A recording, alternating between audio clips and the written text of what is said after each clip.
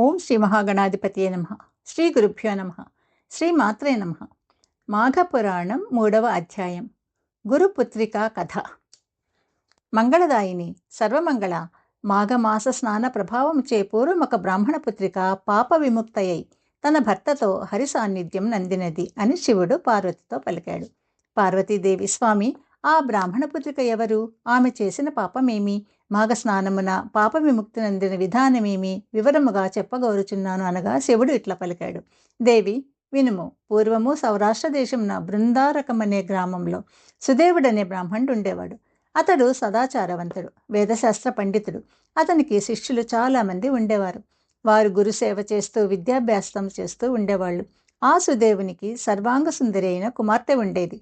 పొడవైన కేశములతో, చక్కని ముఖంతో, చక్కని కనుముక్కు తీరుతో ఆమె మిక్కిలి మనోహరంగా ఉండేది. ఇట్టి కుమార్తెను ఎవరికిచ్చి వివాహం చేయగలని అతను విచారిస్తూ ఉండేవాడు. ఒకనాడు సుమిత్రుడనే శిష్యుడు సమితలు, తర్పలు మొదలైన వాటి కోసం గురువు పంపగా వెళ్ళాడు. బంతితో ఆడుకుంటున్న గురుపుత్రిక కూడా సుమిత్రుని వెంబడించి వెళ్ళింది. సుమిత్రుడును చాలా దూరం పోయి ఆ అరణ్యంలో ఒక జలాశయాన్ని చూశాడు. ఆ చెరువుగట్టున ఎత్తైన చెట్లున్నాయి. నీరు నిర్మలంగా మనోహరంగా ఉంది. వికసించిన పద్మాలు, వానిపై వాలే తుమ్మెదలతో రథ, అనేక వర్ణములతో ఉన్న కలువలు, జల సంచారం చేయు జలప్రాణుల విహారము మొదలైన వానిచే ఆ సరస్సు మనోహరంగా ఉంది. కోగిలలు గుంపులు కట్టి మధురధ్వనులు చేస్తున్నాయి. చిలుకలు గోరువంకలు నేర్చిన మాటలను పలుకుతున్నాయి. ఎత్తైన చెట్లతో కమ్మబడిన ఆ ప్రదేశము ఒక ఏకాంత మందిరంలా ఉంది. గురుపుత్రిక ఆ చెరువులోని నీరు తాగి అచ్చట వృక్షములకున్న పండ్లను తిని ఒకచోట కూర్చుంది. సుమిత్రునిపై మనసు పడింది. ఓయి, మనుష్య సంచారం లేని ఏకాంతప్రాయమైన ఈ ప్రదేశంలో నాకు నీతో కలిసి సుఖపడాలని ఉంది. ఈ వనము నీకు నాకు నచ్చింది. మన ఇద్దరము పడుచువారము. మన కలయిక సుఖప్రదమవుతుంది. ఆలసింపక నా వద్దకు రమ్ము. నా శరీరము దూది కంటే మెత్తగా ఉంది. నీకు మరింత సుఖం ఇస్తుంది. రమ్ము, నన్ను మోహంతో తనివి తీరా కౌగిలించుకొను. రమ్ము రమ్ము అని పిలిచింది. సుమిత్రుడు, మంచిదానా, నీవట్లా మాట్లాడవద్దు. నీ మాట దురాచారపూరితము. నీవు వివాహం కాని బాలవు. నాకు గురుపుత్రికవు. మనము సోదరీ సోదరులను. నీవు మన్మథ పరవశురాలై ఇట్లా అనుచితముగా పలుకుచున్నావు. నేను నీతో రమింపజాలను. నేను ఈ మాటను సూర్యచంద్రుల సాక్షిగా చెప్తున్నాను. ఇట్టి పాపం చేసిన మనమిద్దరము చిరకాలము నరకవాసం చేయవలసి ఉంటుంది. కాబట్టి ఇంటికి పోదాం, రమ్ము. గురువుగారు మనకై ఎదురు చూస్తూ ఉంటారు. ఆలస్యమైతో నిన్ను దండింపవచ్చు. సమితలు, దర్భములు ఉన్నవాన్ని తీసుకుని పోదాము, రమ్ము అని పలికాడు. గురుపత్రిక ఆ మాటల్ని విని, ఓ ఈ కన్యారత్నము, సువర్ణము, విద్యాదేవత, అమృతము స్వయంగా చెంతకు చేరినప్పుడు వలదన్నవాడు మూర్ఖుడు. ఒకరినొకరము కౌగిలించుకున్న సుఖం నందక నేను ఇంటికి రాను. నేను ఇచ్చటనే ప్రాణాలను తీసుకుంటాను. నీవు ఇంటికి తిరిగి వెళ్ళి నేను రానిచ్చు మా తండ్రి నిన్ను శపిస్తాడు. నేను నీతో సుఖింపని ఈ శరీరము నేనొల్లను. ఇచ్చటనే ఈ శరీరంను విడిచదను. నీవింటికి పోయి దీని ఫలితంను అనుభవింపము అని నిష్ఠూరముగా మన్మదావేశంతో మాట్లాడింది. సుమిత్రుడును ఏమి చెయ్యాలో తోచని స్థితిలో ఉంటాడు. చివరికి అతడు గురుపుత్రిక కోరికను తీర్చుటకు అంగీకరిస్తాడు. వారిద్దరూ పద్మములతో, పుష్పములతో, చిగురుటాకులతో మన్మథ శయ్యం తీర్చుకొని మనోహరమైన ఆ వాతావరణంలో యథేచ్ఛ సుఖములను అనుభవిస్తారు. వారిద్దరూ తృప్తి పడిన తర్వాత సమిదలు మున్నగవాన్ని తీసుకుని గ్రామానికి బయలుదేరతారు. గురువు శిష్యుడు తెచ్చిన సమిదలు మున్నగవాన్ని చూసి ఆనందపడతాడు. పుత్రికను చూసి, నువ్వు చాలా అలసినట్లున్నావు, మధురాహారం తిని విశ్రాంతం తీసుకోని లోపలికి పంపించేస్తాడు. ఆమె అలాగే అని లోపలికి వెళ్ళిపోతుంది. తండ్రి ఆమెను కాశ్మీర దేశవాసియకు బ్రాహ్మణుడికి ఇచ్చి వివాహం చేస్తాడు.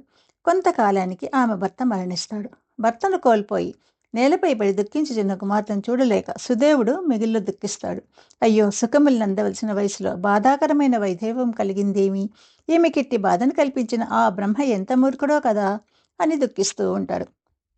ఇలా సుదేవుడు, వాని భార్య ఇద్దరు దుఃఖించుండగా దృఢవ్రతుడు అని యోగి ఆ ప్రాంతానికి తిరుగుచు సుదేవుని రోదన విని వాని వద్దకు వచ్చి, జ్ఞానస్వరూప, నీ దుఃఖమేమియో చెప్పుము.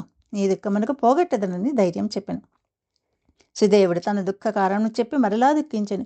యోగి సుదేవుని వాని భార్యాపుత్రికలను చూచి క్షణకాలము ధ్యానయోగం నంది అండి ఇట్లు పలుకుతాడు. ఓయి వినుము. నీ కుమార్తె పూర్వజన్మలో క్షత్రియ కులమును జన్మించింది. వ్యభిచారిణి చెడి ప్రవర్తన కలిగి ఉంది. సౌందర్యవతి, యవ్వనవతి అగు ఈమె తన జారుల మాటలను విని తన భర్తను వధించింది. భర్తను వధించి భయపడి శోకించి ఆత్మహత్య చేసుకుంది.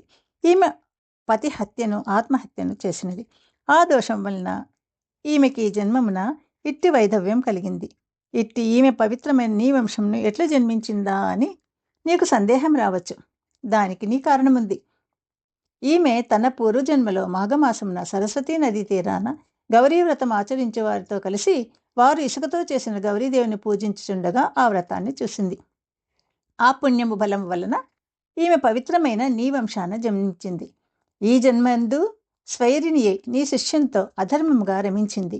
ఈ దోషం వలన ఈమె తన కర్మఫలములను ఇట్లా అనుభవిస్తోంది. చేసిన కర్మం అనుభవించక తప్పదు కదా. సుదేవుడు యోగి మాటల్ని విని చెవులు మూసుకొని తన కుమార్తె పూర్వజన్మలో పతిహత్య ఆత్మహత్యలకు పాల్పడట, ఈ జన్మలో కన్యయే సోదరతుల్యుడైన తన శిష్యునితో రమించుట విని మరింత దుఃఖపడ్డాడు. యోగికి నమస్కరించి, తండ్రి, నా కుమార్తె చేసిన పాపం ఏమి చేసిన పోవును? ఆమె భర్త జీవించుట ఎట్లు జరుగును? దయయుంచి చెప్పుడని పరిపరి విధములా ప్రార్థించాడు. అప్పుడా యోగి, ఓ ఈ విద్వాంసుడా, నీ కుమార్తె చేసిన పాపములు పోవుటకు, ఆమె మాంగళ్యము నిలిచినట్లు చేయుటకు ఒక ఉపాయం కలదు. శ్రద్ధగా వినుము. మాఘమాసమున ప్రాతఃస్నానము చేసి ఆ నదీ తీరమున కాని సరస్సు తీరమున కాని ఇసుకతో గౌరీదేవిని చేసి షోడశోపచారాలతో పూజించాలి. సువాసనలకు దక్షిణతో ఆ గౌరీదేవిని సమర్పించాలి. ఈ విధముగా ఈమె ప్రతిదినము చేయించుము. ఈమె భర్త తిరిగి జీవించును. ఈమె పాపములు నశించును. మాఘ శుద్ధ తదియనాడు 2 కొత్త చేటలను తెచ్చి వానిలో చీర, రవికల గుడ్డ, ఫలపుష్పాదులు, పసుపు, కుంకుమ మున్నగు సువాసిని అలంకారముల నుంచి దక్షిణ తాంబూలములతో మూసి వాయనమును ఉంచి సువాసిని పూజ చేసి ముత్తైదువులకిచ్చి 7 మార్లు ప్రదక్షిణ నమస్కారాలను ఆచరింపచేయము. ఆ సువాసినికి షడ్రసోపేత భోజనం పెట్టి గౌరవించవలెను.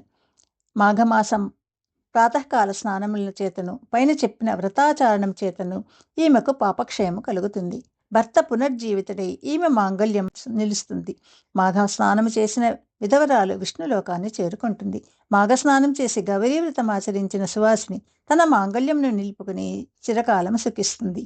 పిచ్చివారు, మూర్ఖులు మార్గస్నానం చేసినచో వారెట్టివారైనను హరి అనుగ్రహం నొంది చిరకాలం సుఖించి పుణ్యలోకములను అందుతారు అని యోగి వివరించి తన దారిన పోయాడు.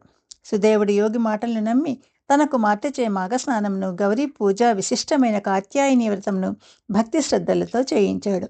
కాత్యాయని వ్రత మహిమ చేత సుదేవుని కుమార్తె పాపములు పోయి ఆమె భర్త పునరుజ్జీవితుడయ్యాడు. ఆమెయు చిరకాలం తన భర్తతో సుఖించి తన తల్లిదండ్రులతోనూ భర్తతోనూ కలిసి దేహాంతమున వైకుంఠానికి చేరిపోతుంది. కావున మాఘమాసమున ప్రాతకాల స్నానము నదిలో కాని సరస్సులో కాని కాలువలో కాని చేసి తీరమున శ్రీహరిని అర్చించిన వారు సుదేవుని పుత్రిక వంటి వారైనను ఇహమున సర్వసుఖములనంది పరమున వైకుంఠవాసులగుదురు అని శివుడు పార్వతీదేవికి మాఘస్నాన మహిమను సోదాహరణంగా వివరించారు. సర్వం శ్రీ శివార్పణమస్తు. రేపు 4వ అధ్యాయాన్ని చెప్పుకుందాం. ప్లీజ్ అందరూ లైక్ చేసి షేర్ చేయండి. Thank you.